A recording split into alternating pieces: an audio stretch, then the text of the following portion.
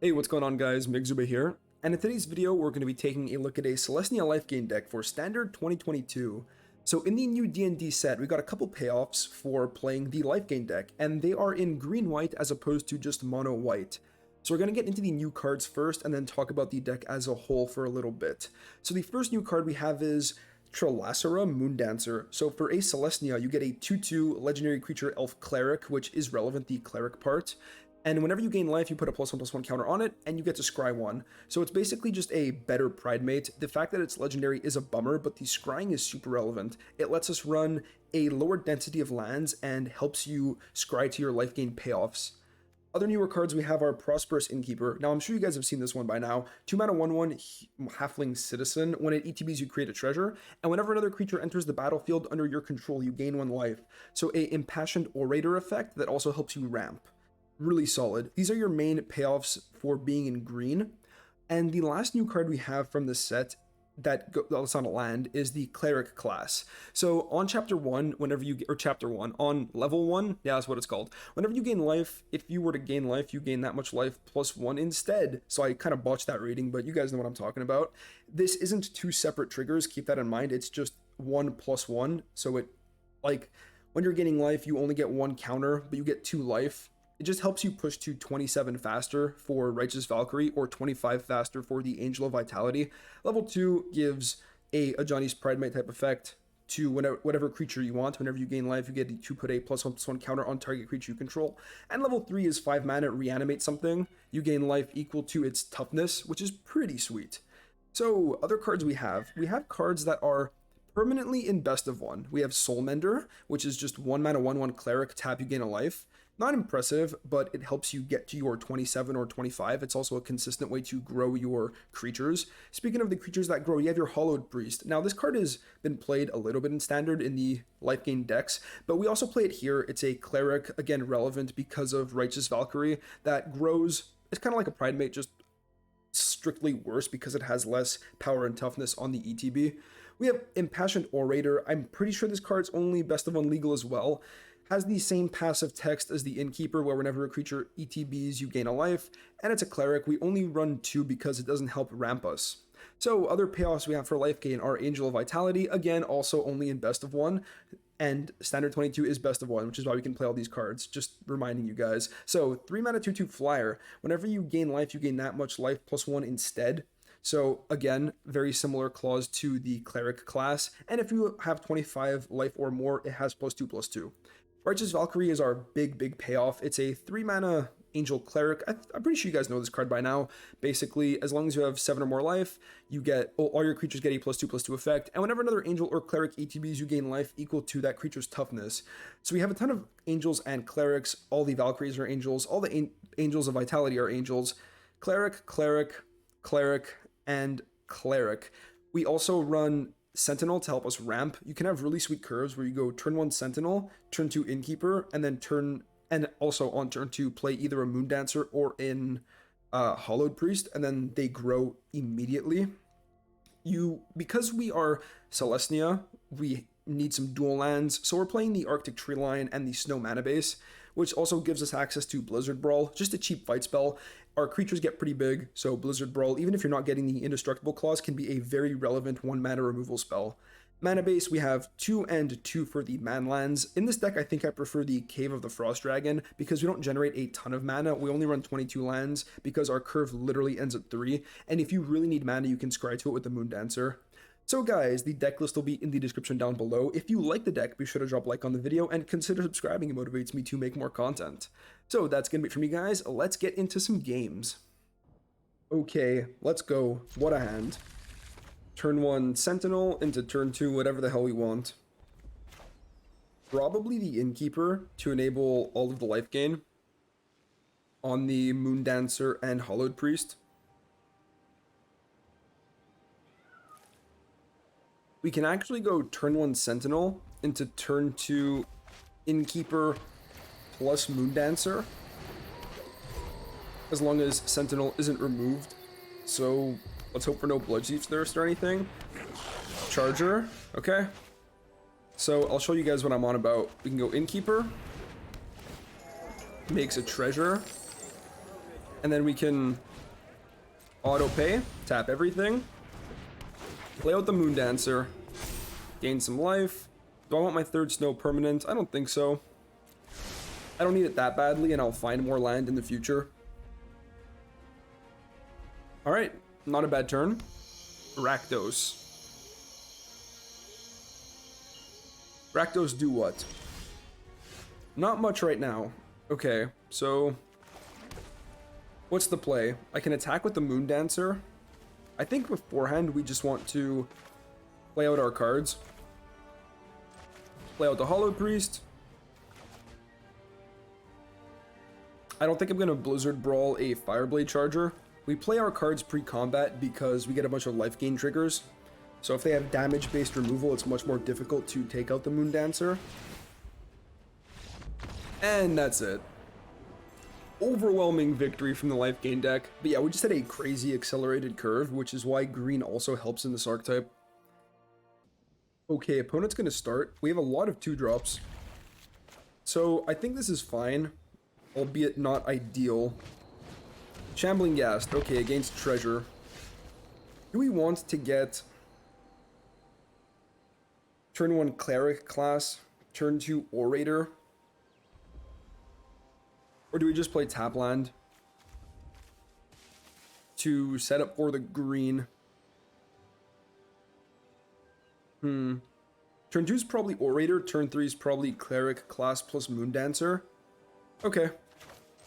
I'll play my tapped tree line. That's the issue with playing Selesnya, is you have, what, 12 spells that you want to cast on turn 1 and 4 tap lands? Against Rakdos again. Okay. Innkeeper. Love me some Innkeeper. So what's the curve look like? Innkeeper into Cleric class? Or do we want to go Orator and then next turn Innkeeper into Moon Dancer? Or do we want to just go Innkeeper Cleric class into like a Valkyrie? Tough calls. The sequencing in this deck can be important. Orator blocks the Kalane. This doesn't. Also, gaining life against Rakdos Treasure seems relevant. I definitely know I'm not playing the Moon Dancer. The question is it Orator or Innkeeper? And if it's Innkeeper, are we holding the Cleric class? Do we want 4 mana next turn? I suppose we kind of do. Okay, I'm gonna go for the Orator. Play it nice and slow. Next turn, probably go for Innkeeper plus Moon Dancer. Just make a big threat. Yep, the opponent will attack with their Shambling Ghast, that's fine. We will be able to gain all of that life back. They just sacrifice it for a treasure. Opponent making a lot of treasures. That's 3. If they had a Magda, 2 more, they could fetch Goldspan Dragon from the deck.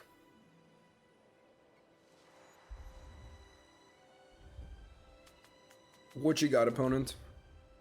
What you got? Fireblade Charger as a 2/2, which hopefully we can start outscaling. So,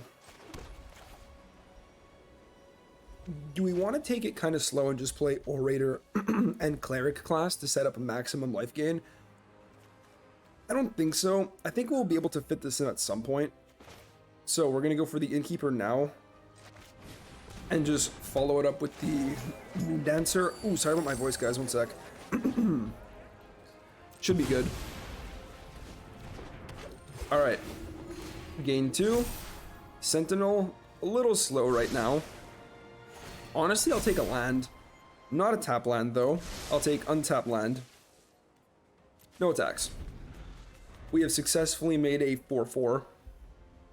Not bad. The scrying is also super relevant in this deck. Showdown of the Skalds. Okay. So we're on big creatures. Opponents on lots of card advantage. So which land do you want to play?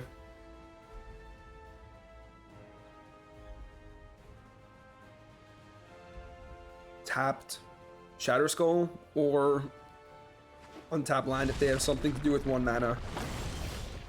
Okay, Moon Dancer is legendary, so there's no reason to fuss about that right now. Now, is the play Cleric class plus Orator? Or do we want to get a Valkyrie down? Valkyrie will gain 2 life, but this will also gain 2 life, and it means that every other life we gain is a lot more in the future. I think we take the turn to get Cleric class down, and get down the second Orator. Gain a lot of life here.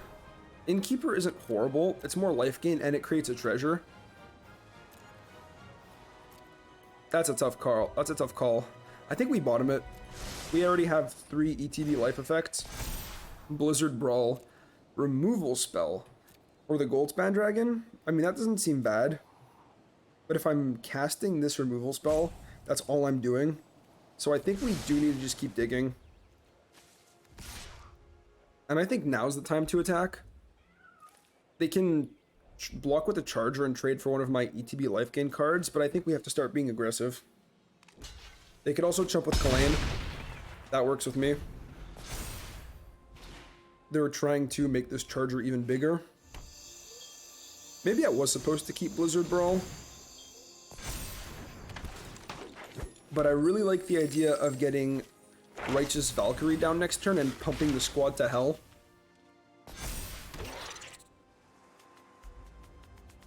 So does the opponent want to attack with the Charger? I don't think they will based on how they've been playing the game. Yeah, I didn't think so. So this is a Righteous Valkyrie turn. We gain a ton of life. Don't really need a Soul Mender. Cave is a tapped land, but it's a man land. That one's close. I can go like Cave into Angel. Alright, I'm gonna keep Cave. 11-11. So this can deal 8, 9, 10. We have a very clean attack here. They could just chump with the Pest, but honestly, it's fine. Yep. Freaking body right here. And let's go. Opponent just trying to make this Fireblade Charger bigger. And at least all our cards are real threats now due to the Righteous Valkyrie. It'll make Angel of Vitality a 6/6 as long as we can stay above 27 life. Opponent with those manual taps. Yeah, Goldspan Dragon doesn't look crazy impressive in the face of a Righteous Valkyrie just being able to block it.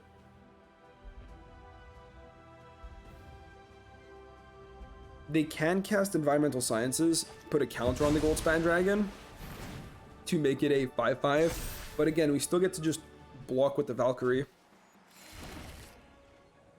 And yeah, their game takes them right to combat. So they're going to attack to be able to make the treasure. No, they're not. Yes, they are. Okay. And I'm going to block. Don't want to take 5 for no reason. Okay. So we just play Angel of Vitality. Gain even more life. Honestly, it's kind of gross. Hollowed Priest.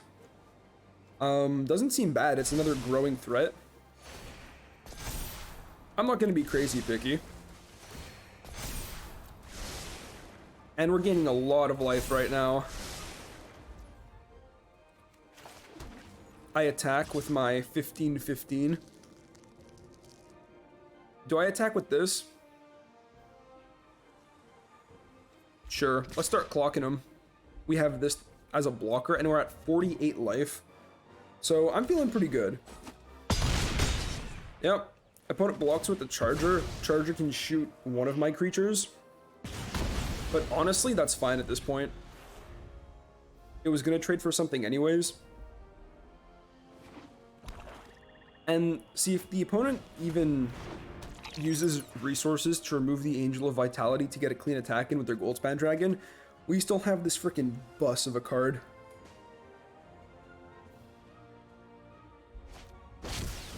Awaken the Blood avatar, okay. So I have to sacrifice a creature. Innkeeper. Make a 3/6. Whenever it attacks, it deals 3 damage, but you know, we're at a comfortable 48. Opponent fetches Necrotic Fumes. So do they remove my 15/15 or do they remove my 6/6?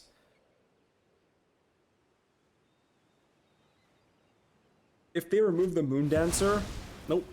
I was gonna say then we could play the other one. The fact that it's legendary is a downside. Yeah, you don't really want to make that attack. I didn't think so. So do we gain more life? Make this thing even bigger? I suppose we do. Can go Innkeeper into Hollowed Priest.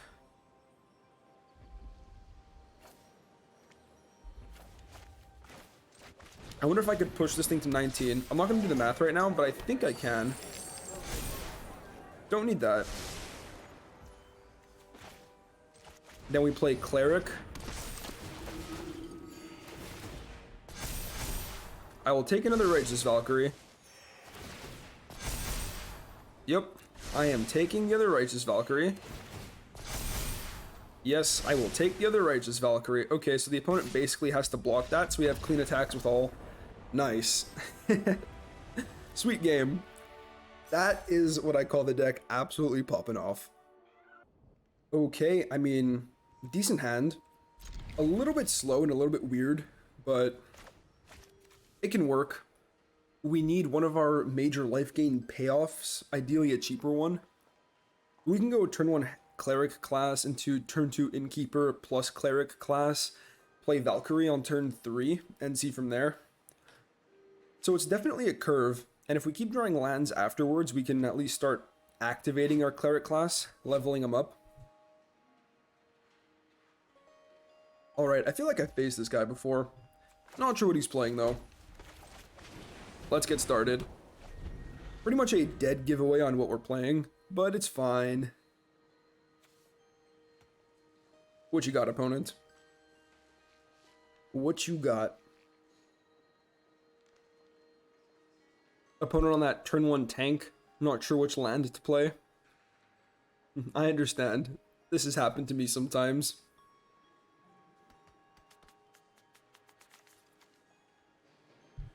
Not all that much to do. Oh, it's a basic mountain. Okay. Well, I feel a lot less sympathy. So, Pathway into Innkeeper. Cool, they have a Frostbite or a Shock or something. And now we can play the Cleric class as well. Kinda sucks that we drew our Cave of the Frost Dragon now, and didn't have it on turn 1. But eventually it will come in handy.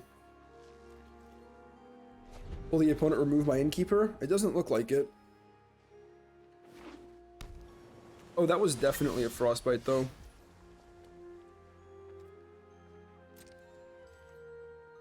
Okay, I'm going to attack.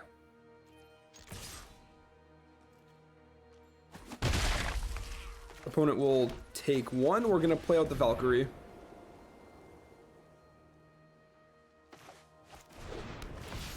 Gain 3 life. If the opponent was going to Frostbite this, they should have done it before my Valkyrie hit the board. It still doesn't look like they want to. Alright, now we need some creatures. Ideally like a Moondancer or a Hollowed Priest or something.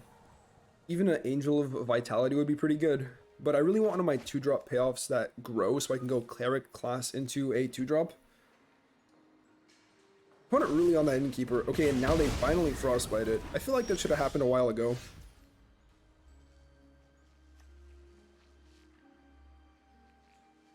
Okay, let's attack. Not a great draw with the snow-covered forest. I think we just level up the Cleric class. I mean, we don't have all that much else to do with our mana. So whenever we gain life, we put a +1/+1 counter on a creature. Please no double Frostbite. I mean, let's say they do have double Frostbite, worst case scenario, then I can still reanimate the Valkyrie as long as I top deck a land.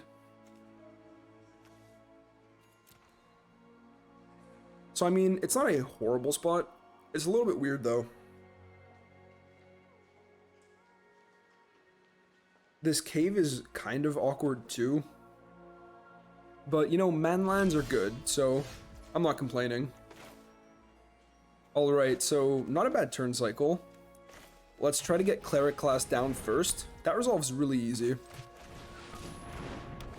Oh yeah, I don't think the opponent has counter magic at all. So we just keep beefing up the Valkyrie. And now we have, what, a 2-turn clock? Yeah, because if the opponent doesn't respect our board, we can reanimate something. We can reanimate the Innkeeper, gain some life and kill them. So they need an answer right now. And if I draw a land, then I can animate the cave, and I don't even need to pump mana into one of these Cleric classes.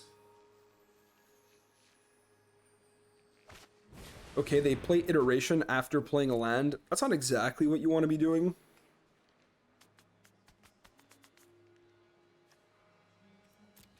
But I mean, your Dragon's Fire and Frostbites don't look great in the face of massive Angels. Yeah, they exile a land that they can't play because they played a land earlier this turn. Look, they're hovering it. Yeah. They cycle a Magma Opus.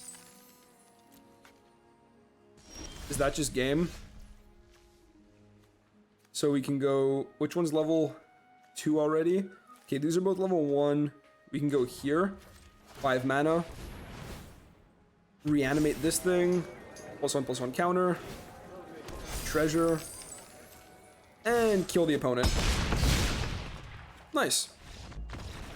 That was really easy. Opponent really didn't interact with us all that much. Even though our hand wasn't explosive, a couple steady life gain synergies manages to get the job done. Okay, this hand is weird. We don't have any actual life gain payoff. We have a ton of life gain and a Blizzard Brawl. I think we mull this. Ooh, entering maintenance soon. Good to know. Alright, this is better. What are we bottoming?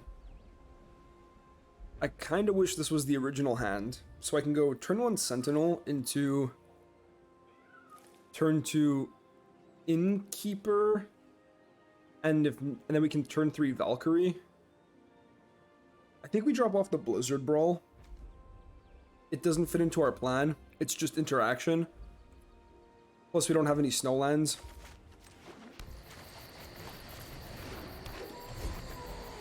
We can actually go turn 2 Innkeeper into Moondancer, and if we draw, we don't even need to draw land off the top to go Valkyrie. Don't shoot my Sentinel. Nice. Nice, nice, nice, nice, nice. Don't shoot my Sentinel. Don't shoot my Sentinel. Don't do it. Don't shoot my Sentinel. Don't you do it. Damn it. They shot my Sentinel. Okay, so this makes the curve a little bit more awkward. I think I hold. We could have gotten Soulmender down. Oh, they have Evolving Wilds. Okay. So Rakdos. Alright, how are we doing it? Are we just playing the Righteous Valkyrie? I mean, I don't hate that. I could also go for Cleric class into the Moondancer, and then start scrying for a 3rd land. Okay. We're gonna gain 2 life, meaning this will become a 4/4 and we get 2 scries. That's tap land. I'm gonna try to be more aggressive and scry 2 untap land. Oh, what? Why do we only gain 1 life? Whenever you gain life, you gain that much life plus 1 instead. Okay, right. So it's just we gain 2 instead of 1, not 2 separate triggers. Got it. Got it, got it, got it. And we find land anyways. Playing this pre-combat. getting those sweet life gain triggers. I don't think we need that. We have enough life gain already. But I mean, that would have guaranteed the buff. Any creature would have.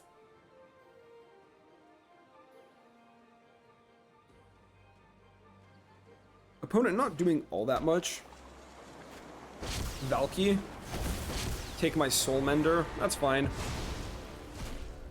Would you like to turn your Valky into a Soul Mender? I mean, if you want, go for it. Moondancer is not it.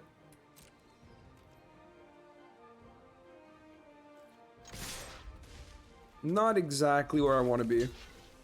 They trade. Put him to 8. I get my Soul Warden back.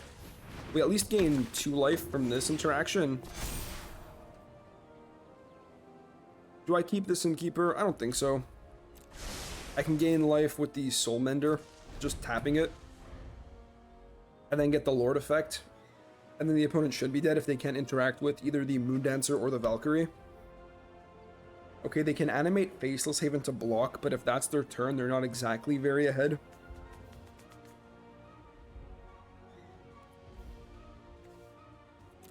What you got? Goldspan Dragon. Do they attack? Didn't think so. Ooh, that's good. That is good. And that's enough for the opponent. Life gain. I mean, the hand is okay. We don't have any life gain enabling. I think we have to send it away. Okay, this is actually a lot better. We can drop off the Angel. We can go Moondancer into Righteous Valkyrie. But we're going to need... Actually, no, we can go Cave into Lair into land. So, alright. Moondancer down. Let's get this Valkyrie on the board and hope these cards start sticking.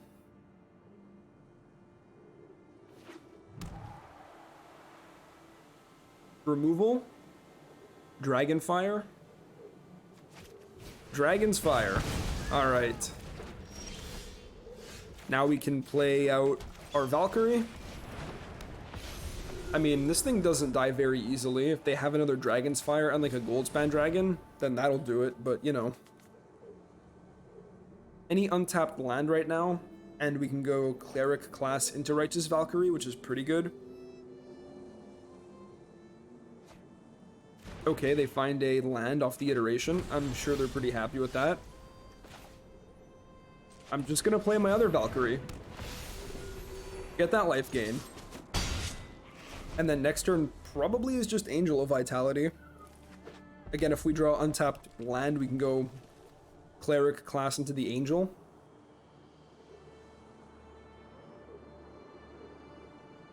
And Frostbite does not look great against 4 toughness creatures.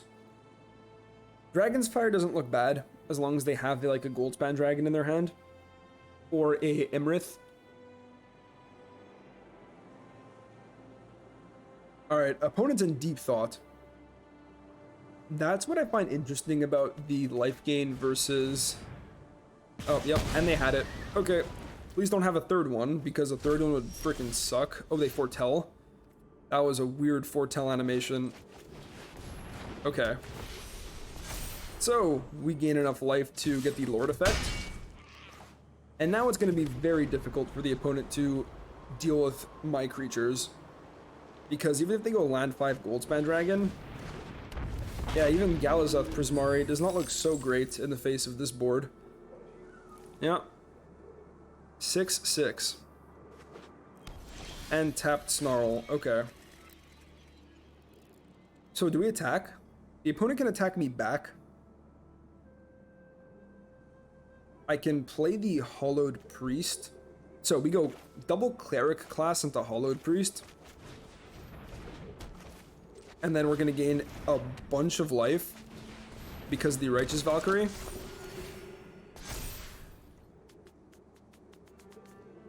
And even, okay, let's say the opponent swings back for 5, 6, 7.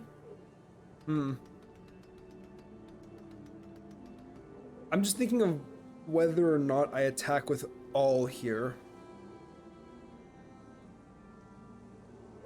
If they have an All-Runs Epiphany, I'm in some trouble. I think we get in with the Angel. Opponent falls to 8. Okay. Any Angel or Cleric off the top will be pretty solid. And even if I draw a land, I can animate my Lair, or I can start activating my Cleric class. The opponent attacks. I'm gonna take 4. I am not gonna fall for a Frostbite. And I still have my life gain boost. I think the opponent was hoping I'd block. We are not blocking. And now if they don't have anything, they're dead on board. They have 4 mana.